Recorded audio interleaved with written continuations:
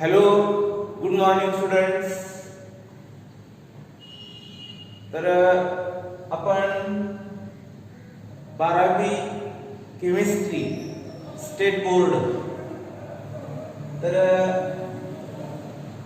या केमिस्ट्रीच्या विषयामध्ये solid state हे प्रकरण आपण आज सुरू करतोय. त्याबद्दल तुम्हाला सर्वांना एक विनंती आहे. माझं YouTube वरचं चॅनल जे आहे chemistry made easy by Hemant Atlinge, या चॅनलला भरपूर लाईक करा, भरपूर शेअर करा आणि भरपूर लोकांच्या पर्यंत शेअर केल्यानंतर सबस्क्राईब करायला विसरू नका. सबस्क्राईब करताना माझ्या चॅनलचं नाव केमिस्ट्री मेड इझी, त्याच्या पुढं घंटीचं बटन येतं, त्या घंटीच्या बटनाला प्रेस करा की जेणेकरून तुम्हाला यापुढील सर्व व्हिडिओज आपोआप उपलब्ध होतील. तर आजचं जे प्रकरण आहे ते सॉलिड स्टेट घनरूप अवस्था हा टॉपिक आपण डिटेल मध्ये बघणार आहे. There are 3 states of matter means पदार्थाच्या 3 अवस्था आहेत. Solid state, liquid state and gaseous state. These states they depends upon temperature and somewhat pressure. पदार्थाच्या ज्या ह्या अवस्था आहेत, घनरूप अवस्था, द्रवरूप अवस्था आणि वायुरूप अवस्था, या अवस्था तापमानावरती अवलंबून आहे आणि काही अंशी प्रेशर म्हणजे दाबावरती पण अवलंबून आहे. आता आपण बघूया सॉलिड स्टेट. सॉलिड घनरूप पदार्थाला आपण हीट केलं म्हणजे काय केलं, त्याच्यामध्ये हीट ऍड केली, पॉझिटिव्ह डेल्टा दिलं. Delta means heat.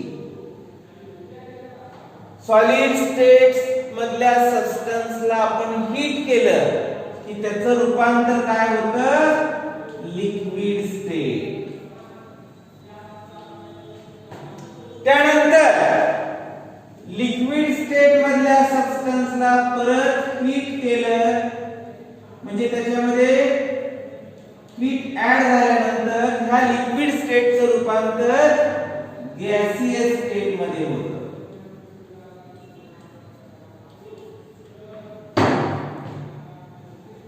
Solid state is converted into liquid state after heating. Some amount of heat is added into the solid substance. Then this solid substance is converted into liquid state. Again some amount of heat is added into the liquid state.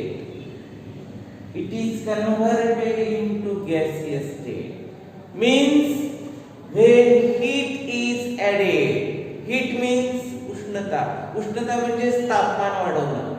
आपण पदार्थाचं तापमान जर वाढवत गेलो तर पदार्थाच्या अवस्था बदलत जातात. म्हणजे काय, सॉलिडचं रूपांतर लिक्विड मध्ये होतं, लिक्विडचं रूपांतर गॅस मध्ये होतं. आता त्याचं नेमकं उलट, गॅसियस स्टेट वायुरूप अवस्था, त्याच्यामधून हीट आपण लिबरेट केली किंवा काढून घेतली, मायनस डेल्टा म्हटलंय. हीट इज गॅसियस स्टेट मधल्या सबस्टन्स मधून हीट आपण ऍब्सॉर्ब करून घेतली, त्या गॅस स्टेट मधल्या सबस्टन्सचं रूपांतर लिक्विड स्टेट मध्ये होईल.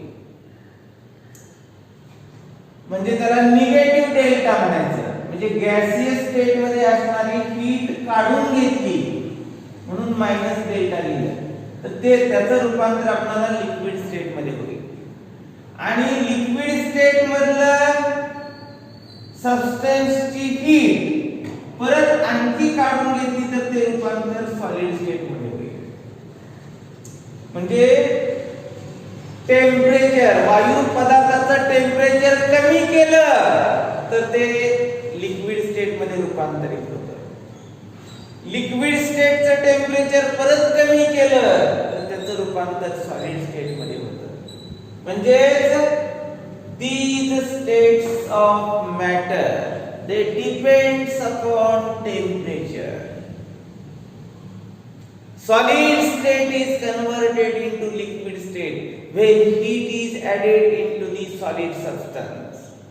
Liquid state is converted into gaseous state when heat is added into the liquid substance.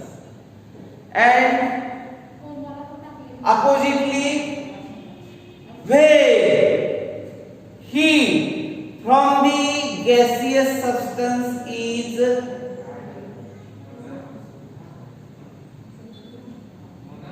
taken out, gaseous substance मधून हीट आपण काढून घेतली तर गॅसियस सबस्टन्सेस हा लिक्विड स्टेट मध्ये रूपांतरित होतो.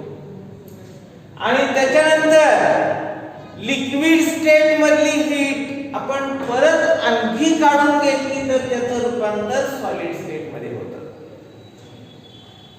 तर these states of matter they depends upon temperature. तर त्याला काय म्हणायचं, ह्या सगळ्या अवस्था टेम्परेचर वरती अवलंबून आहे. म्हणजे इथं जसं आपण हीट केलं तसं हे मायनस डेल्टा म्हणजे हे कूल करावं लागलं. गॅसियस स्टेट सबस्टन्स कूल केला की लिक्विड मध्ये कन्वर्ट होईल. लिक्विड स्टेट मधला सबस्टन्स आणखी कूल केला तर तो सॉलिड स्टेट मध्ये कन्वर्ट होतो. Solid state heat, liquid state, liquid state heat, gaseous state, gaseous state cool, liquid state, liquid state cool, solid state. तर ह्या अवस्था अशा टेम्परेचर वरती बऱ्याच अंशी अवलंबून आहे आणि काही अंशी प्रेशर वरती अवलंबून आहे. त्याच्यानंतर आपण काय बोलणार आहे बघा, तर general characteristics of the solid state. General characteristics, properties, characteristic properties of solid state. General characteristic म्हणजे सर्वसाधारण त्याची वैशिष्ट्य काय काय आहेत बघा. Solid substances they possess definite mass, volume and shape. घनरूप पदार्थ म्हणजे सॉलिड स्टेट मधल्या सबस्टन्स ना डेफिनाइट म्हणजे विशिष्ट काय असतं, मास, मास म्हणजे वस्तुमान, व्हॉल्यूम, व्हॉल्यूम म्हणजे आकारमान आणि त्याचा शेप, शेप म्हणजे आकार. विशिष्ट असं त्याला वस्तुमान असतं, आकारमान असतं आणि त्याचा आकार पण असतो. त्यालाच आपण सॉलिड सबस्टन्स म्हणतो. Solid substance they possess definite mass, definite volume and definite shape. त्याच्यानंतर पुढे काय सांगता येईल बघा, solid substance.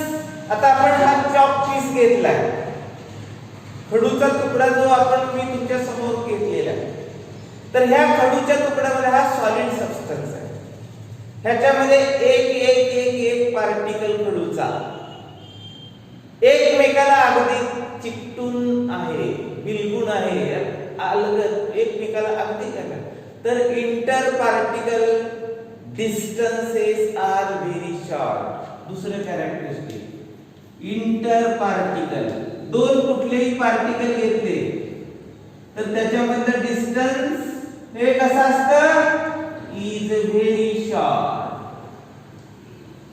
Inter particle distance कोणत्याही दोन कणांमधलं अंतर सॉलिड सबस्टन्सेस मध्ये अतिशय कमी असतं. इंटर पार्टिकल डिस्टन्स, दोन भिन्न पार्टिकल मधलं अंतर हे अतिशय कमी असतं. Inter particle distances are very short. त्याच्यानंतर पुढे काय सांगता येईल? इंटर पार्टिकल डिस्टन्स नंतर सांगायचं म्हटलं तर इंटर पार्टिकल फोर्सेस. तिसरं inter particle forces are strong. हे हा मी पदार्थ घेतलाय, हा सहजासहजी आपण फार ताकद नाही लावली तर हा तुटू शकत नाही. म्हणजे एक पार्टिकल दुसऱ्या पार्टिकल यामधलं जे बल आहे त्याला फोर्स म्हणतो. म्हणजे दोन वेगवेगळ्या कणांमधलं फोर्स म्हणजे बल हे कसं असतं? स्ट्रॉंग असतं. किंवा ह्याच्यापेक्षा दुसरा एखादा सॉलिड सबस्टन्स घ्या. आपण आता हा डस्टर जर घेतला, मी असा केला तरी काही तो मोडत नाही. म्हणजे एक पार्टिकल दुसऱ्या पार्टिकलला अगदी घट्ट, त्या दोन्ही पार्टिकल मध्ये फोर्सेस जे आहेत ते स्ट्रॉंग आहेत. Inter particle forces are very strong. तर सॉलिड स्टेट मधले सबस्टन्सच्या गुणवैशिष्ट्ये काय काय असतात? तर पहिलं, सॉलिड स्टेट मधला कोणताही पदार्थ घ्या, त्याला विशिष्ट असं मास असतं, विशिष्ट असं व्हॉल्यूम असतं, विशिष्ट असा आकार असतो. त्याच्यानंतर कोणत्याही सॉलिड सबस्टन्सेस मध्ये इंटर पार्टिकल डिस्टन्स, दोन जवळ जवळच्या कणामधलं अंतर हे अतिशय कमी असतं. Inter particle distances are very short. त्याच्यानंतर दोन कण कुठल्याही सॉलिड सबस्टन्सेस मधले बघितले तर त्याच्यामधलं फोर्स, एक पार्टिकल दुसऱ्या पार्टिकल या दोन्ही मधले इंटर पार्टिकल फोर्स हे अतिशय स्ट्रॉंग असतं. Inter particle forces are very strong. त्याच्यानंतर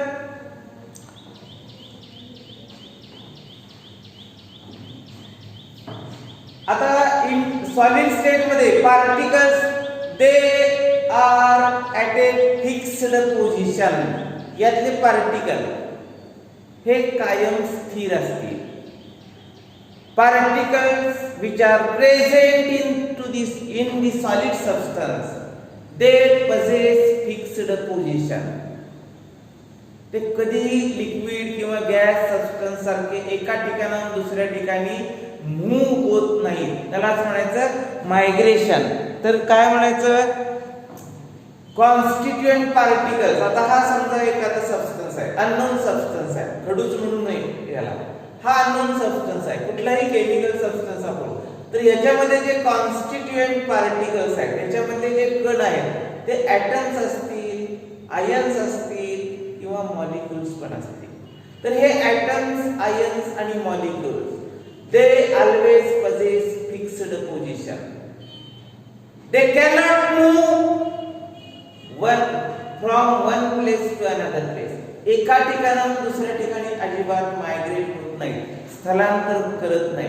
ते एका ठिकाणी स्थिर असतात. म्हणजेच काय म्हणायचं?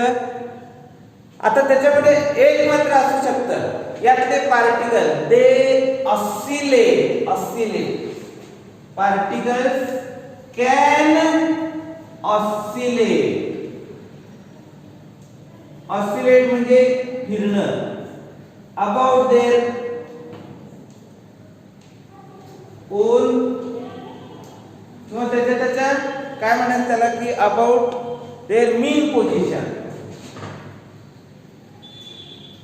mean position भोवती मात्र ते फिरू शकतात.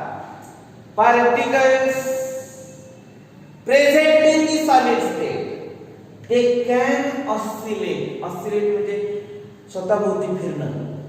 About their mean position. त्याची mean position जी आहे, त्याचं जे स्थान आहे, जिथं पार्टिकल आहे तिथल्या तिथं फिरू शकतो. mean position भोवती तो फिरू शकतो. आणि त्याच्यामध्ये शेवटचा कॅरेक्टरिस्टिक असं सांगता येईल, these particles are किंवा सॉलिड स्टेट मधले जे पार्टिकल आहेत they are incompressible and rigid. Solid state मधला कोणताही सबस्टन्स जर आपण घेतला तर त्याच्यामधले जे पार्टिकल्स असतील तर ते इनकॉम्प्रेसिबल आहे. कॉम्प्रेस करणं म्हणजे रबरासारखं. रबरासारखी वस्तू आपण जर काशी प्रेस केली तर कॉम्प्रेस होते. परंतु इतर सॉलिड सबस्टन्सेसच्या बाबतीमध्ये किंवा जनरली सॉलिड स्टेट मधल्या सबस्टन्स, आता हा सॉलिड स्टेट मधला सबस्टन्स याला मी कॉम्प्रेस केलं तर कॉम्प्रेस होत नाही, म्हणून याला इनकॉम्प्रेसिबल म्हणायचं. And rigid. रिजिड म्हणजे पार्टिकल्स आहे त्या ठिकाणाहून जागा बदलत नाहीत, स्थिर असतात. एक पार्टिकल दुसऱ्या पार्टिकलला घट्ट पकडून असतो, म्हणून पार्टिकल्स दे आर रिजिड. आणि शेवटचा पॉइंट सांगता येईल, solid substances they possess high density. Solid substances they possess high density as compared to liquid and gaseous substances. Solids possess high density. कारण सॉलिड सबस्टन्सेस मध्ये पार्टिकल अगदी भरपूर गर्दी करून एकत्रित राहिलेले असतात. ते पोकळ नसतं किंवा घट्ट पार्टिकल एकमेकाला चिकटून आहेत, म्हणून त्याची डेन्सिटी जी असतात त्याचं एकमेकाजवळ असणं जास्त प्रमाणात असतं, म्हणून त्याला डेन्सिटी हाय म्हणायचं. तर these are the general characteristics of the solid substance. त्यानंतरचा पुढचा भाग आहे types of solids. Types of solids. Number 1 crystalline solid. And number 2 amorphous solid.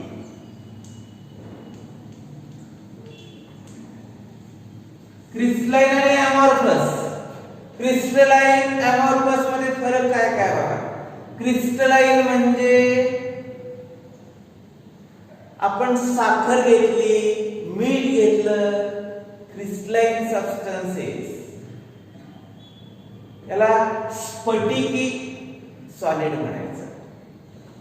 साखरेचे कसे लहान लहान लहान कण असतात, मिठाचे कसे लहान लहान कण असतात. तर अनेक साखरेचे कण एकत्रित झालं तर साखरेचा मोठा स्फटिक बनू शकतो, खडी साखरेचा खड्यासारखा. Crystalline solid. तर याच्यामध्ये काय सांगायचं क्रिस्टलाइन सॉलिडची definition.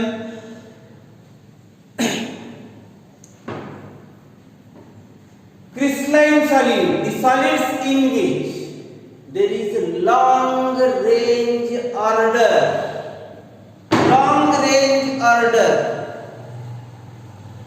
of the constituent particles. या क्रिस्टलाइन सॉलिड मध्ये जे लहान लहान लहान लहान पार्टिकल्स आहेत तर ते पार्टिकल एकमेकाला चिकटून असे लॉंग रेंज म्हणजे कितीही त्याचं ऑर्डर्ड पॅटर्न मध्ये त्याची रचना होत जाते. खडूचा मी लहान तुकडा असा समजा, हा लहान तुकडा आहे, हा मोठा तुकडा आहे. ह्या खडूच्या तुकड्यामध्ये ह्याच्यापेक्षा आणखी मी लांब खडू बनवू शकतो. म्हणजे एक पार्टिकल दुसरा तिसरा चौथा पाचवा सहावा असे असंख्य पार्टिकल्स मी एकमेकाला घट्ट बांधून ठेवू शकतो. Long range order of the constituent particles. It is always possible in crystalline solids. Crystalline solids, the solids in which there is ordered arrangement of constituent particles in a long range manner, that is known as crystalline solid. Examples: sugar, NaCl, etc. मिठाचा मोठा आपण खडा बनवला, मोठा स्फटिक बनवला, crystalline solid. साखरेचा मोठा स्फटिक बनवला, क्रिस्टलाइन तर crystalline solid, the solids in which there is a regular ordered arrangement of the constituent particles in a ordered manner. Ordered म्हणजे नियम बाह्य काय नसतं. साखरेचा स्फटिक जर आपण घेतला तर साखरेच्या स्फटिकामध्ये साखरेचेच असंख्य कण एकत्रित असे एकमेकाला जोडलेले असते, म्हणून याला long range order of the constituent particles असं म्हणायचं. तर क्रिस्टलाइन सॉलिड्सच्या बाबतीमध्ये हे झाल्यानंतर तर आपल्याला दुसरं सांगता येईल अमॉर्फस सॉलिड. अमॉर्फस सॉलिड कशाला म्हणायचं तर the solids in which the solids in which there is no long range order of the particles, no long range of the particles, or amorphous solids, they behave as like liquids. याच्यामध्ये जर आपण घेतलं talcum powder, तोंडाला लावायची face powder जे आपण म्हणतो, Pond's घ्या किंवा कुठलेही घ्या, तर त्याच्यामधले पार्टिकल्स कसे असतात बघा, सुटे सुटे सुटे पार्टिकल्स असतात. भुकटी जी असते ती सुटी सुटी असते. एक कण दुसऱ्या कणाला अजिबात स्पर्श करून जरी असला तर ते लगेच वेगळं होऊ शकतात. हे लिक्विड सारखं आहे, म्हणून amorphous solid. These are the solids in which there is no long range order of the constituent particles. Means they possess short range order. एक कण दुसऱ्या कणाला चिकटून असेल परंतु लगेच वेगळा होऊ शकतो. ते त्या दोन पार्टिकल मधलं आकर्षण वगैरे काही असू शकत नाही, असत नाही. There is no long range order of the constituent particles in case of amorphous solids. म्हणजे the solids in which they do not have well developed perfectly ordered arrangement of the constituent particles, such solids are known as amorphous solid. तर amorphous solid चं उदाहरण सांगायचं म्हटलं तर glass, rubber, plastic सांगू शकतात. याच्यामध्ये उदाहरण ग्लास एक्झाम्पल, रबर आणि प्लास्टिक. याच्यामध्ये एक्झाम्पल म्हटलं तर sugar, NaCl means salt etcetera. Crystalline आणि अमॉर्फस मध्ये हे तुम्हाला एक्झाम्पल सांगता येतील. तर crystalline solids, these are the solids in which there is ordered arrangement of constituent particles in a long range manner. Amorphous solid, these are the solids in which they do not have long range ordered arrangement of the particles, means they behave as like a liquid substance. त्यानंतर characteristics of the crystalline solid. Characteristics of crystalline solid. Crystalline सॉलिडची गुणवैशिष्ट्ये सांगायची. तर crystalline सॉलिड्सची characteristic सांगताना काय सांगायचं? पहिला characteristic, it has large number of particles. Crystalline solid जर बघितला, they possess large number of particles. These crystals, they are having a definite characteristic geometrical shape. याच्यामध्ये क्रिस्टलाइन सॉलिड मध्ये there are long range order of constituent particles and they possess a definite geometrical shape. Geometrical shape म्हणजे त्याचा भौमितिक आकार विशिष्ट असा असतो. साखरेचा कण जर घेतला तर चौकोनी असेल, लहान क्यूब असेल.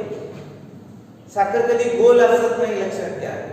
साखर जरी बारीक दळली तरीही त्याचा एक लहान कण सुद्धा हा क्युबिक टाइपचा असेल, म्हणजे अशा पद्धतीचा कण असेल.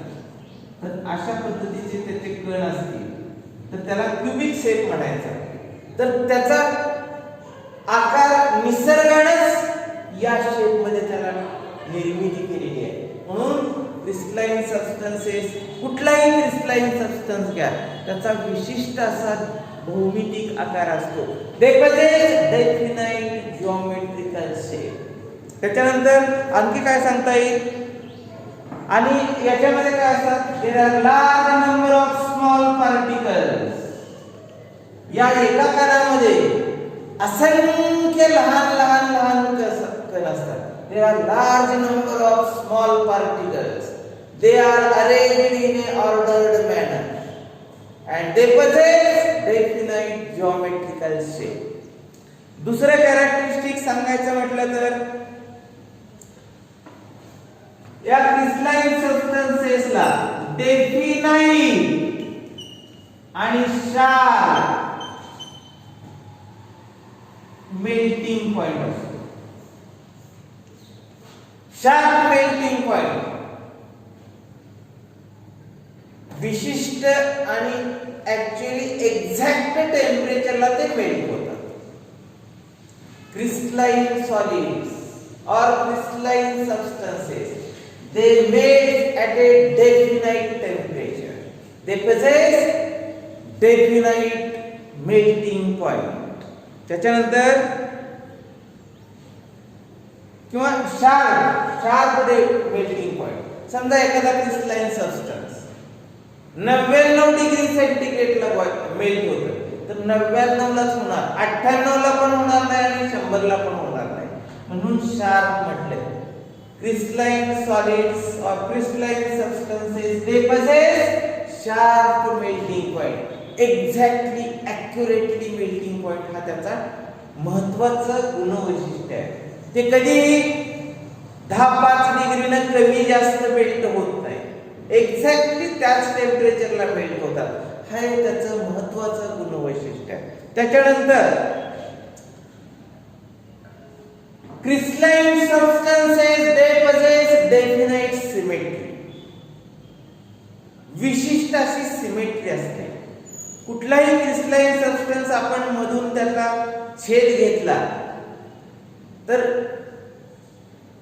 लेफ्ट डाव्या बाजूला जो भाग असेल तोच भाग, त्याची आरशातली प्रतिमा जशी असते तसाच उजव्या बाजूचा भाग असतो. म्हणजे विशिष्ट अशी त्याला सिमेट्री असते. Crystalline substances, they possess definite symmetry, that is plane of symmetry, point of symmetry. समजा हा क्यूबिक सबस्टन्स आहे, हा क्यूबिक आहे, तर याला आपण मधून कट केलं, तर कट केल्यानंतर त्याचे दोन भाग होतील. तर हे दोन भाग एकमेकाला कसे वाटतील, तर एक भाग हा दुसऱ्या भागात जर कंपॅरिझन केलं तर त्या एकमेकाला आरशातल्या जशा प्रतिमा असतात तशा भासतात. म्हणून त्याला प्लेन ऑफ सिमेट्री म्हणायचं. They also possess point of symmetry. Point of symmetry म्हणजे त्याचा केंद्रबिंदू कुठे आहे बघितला तर त्याच्यापासून त्याचे दोन भाग केले तर त्याच्यामध्ये पण एका बाजूला जो भाग येईल तसाच भाग दुसऱ्या बाजूला येईल, म्हणजे point of symmetry. Crystalline solids possess plane of symmetry and point of symmetry. त्याच्यानंतर तर crystalline substances possess definite heat of fusion. Definite heat of fusion.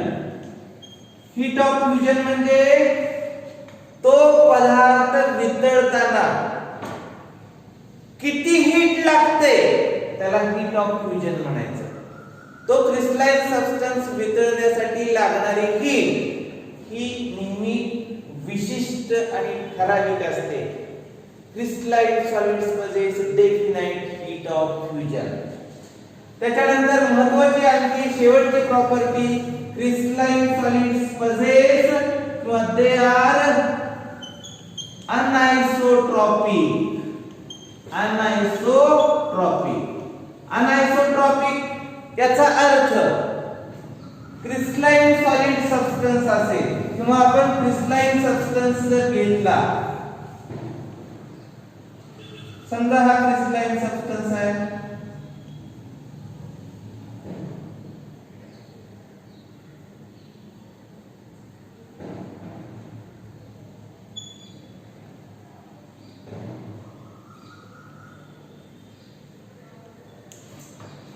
तर हा क्रिस्टलाइन सबस्टन्स आपण सोडियम क्लोराइड घेतला, समजा हा सोडियमचा अणू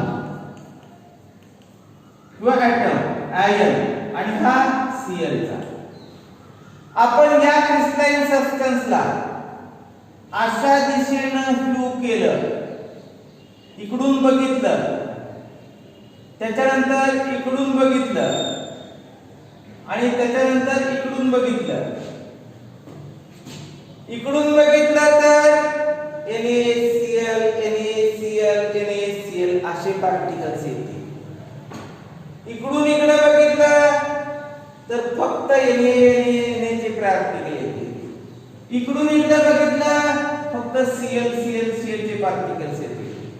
म्हणजे crystalline solids when viewed in different directions, या बाजूने बघितलं, या बाजूने बघितलं, या बाजूने बघितलं तर त्याच्यातले पार्टिकल्स हे वेगवेगळे असतात आणि म्हणून पार्टिकल वेगवेगळे असल्यामुळे प्रॉपर्टीज पण वेगवेगळ्या असतात आणि म्हणून crystalline solids when viewed in different direction, the ability of that crystalline substance to show the different properties when viewed in different direction, such a property is known as anisotropy. Such property is always given by the crystalline solids. त्याच्यानंतर amorphous solid. amorphous solid त्याचे characteristics काय बघूया आपण. amorphous solid चे characteristic, these are the solids but they do not have perfectly ordered arrangement of the constituent particle. याच्यामध्ये ordered arrangement of constituent particle म्हणजे crystalline amorphous substanceच्या बाबतीमध्ये पार्टिकलची रचना ही ऑर्डर्ड नियमबाह्य असते, नियमित नसते. There is amorphous solid means the solids in which there is no long range order of the constituent particles in a ordered manner. Particles they opposite to the crystalline solid. crystalline solid चे particle जसे ordered असतात तसे हे ordered नसतात. त्यानंतर सांगायचं म्हटलं तर याचे कॅरेक्टरिस्टिक, पहिलं कॅरेक्टरिस्टिक आपण क्रिस्टलाइन मध्ये लॉंग रेंज ऑर्डर म्हटलंय, इथं short range order. Particles of the amorphous solids they possess short range order. त्याच्यानंतर amorphous solidsचं दुसरं प्रॉपर्टी म्हटलं तर amorphous solids they behave as like liquids. द्रवरूप पदार्थ कसे असतात तशा सारखाच गुणधर्म हे दाखवतात. amorphous solids behaves properties as like liquids. त्याच्यानंतर तिसरा कॅरेक्टरिस्टिक, तर तिसरा कॅरेक्टरिस्टिक सांगायचं म्हटलं तर क्रिस्टलाइन सॉलिड मध्ये definite and sharp melting point. amorphous solids they melt over a range of temperature, means they melt at a not fixed temperature. fixed temperature ला अजिबात मेल्ट होत नाही. तर ते 90 ते 100, 150 ते 200 याच्या दरम्यान कुठं पण वितळू शकतात. याच्या दरम्यान म्हणून melts over a range of temperature. त्याच्यानंतर पुढे सांगायचं म्हटलं तर याची heat of fusion, these substances or amorphous solids, they do not have definite heat of fusion. heat of fusion याच्यामध्ये डेफिनाइट असू शकत नाही. हे पदार्थ वितळण्यासाठी परफेक्ट एवढीच उष्णता द्यावी असं काही नाही. किती थोडीफार कमी जास्त उष्णता त्याला चालू शकते. They do not have definite heat of fusion. आणि शेवटची कॅरेक्टरिस्टिक त्याची property, they are isotropic. They are isotropic. Isotropic means amorphous substance. समजा हा amorphous substance आहे. When viewed in any direction, properties cannot change. Amorphous solid substance viewed in this direction, in this direction, in this direction, properties remains as it is. This property of having no change in the properties, such a property is known as isotropic. Means amorphous solids are isotropic.